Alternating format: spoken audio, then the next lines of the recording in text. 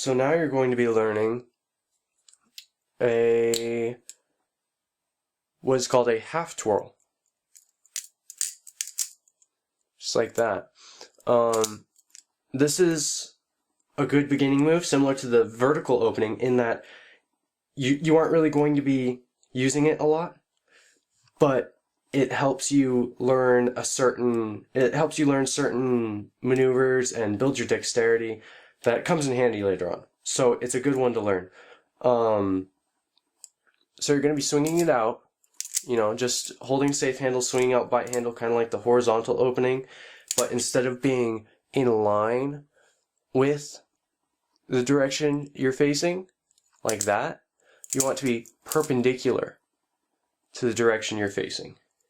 Okay? Or, you can you don't have to be one perfect perpendicular, but somewhat, a good amount. So you're here, and what you're going to want to do is you're going to want to hold between your thumb and your middle finger, primarily your middle finger, but you can use your other fingers here as well. You want to withdraw your index finger and put it over. So you're holding it in this position right here. Okay? Just like that. So you're here, you're going to swing it back so that the spine hits your index finger. You're going to bring it to this position. Now this position is your palm is vertical, the knife is vertical for the most part. And you're going to be holding it between these two fingers right there. Now how I got there is I'm here, I twirl between these two fingers, just like that. So now I'm here, okay?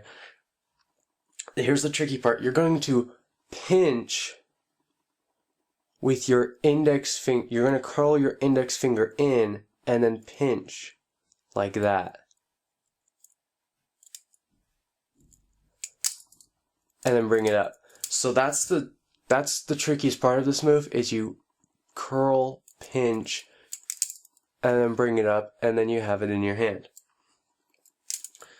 So one more time, back, index finger over, bounce back, bounce forward, do the twist, curl, pinch, bring it up.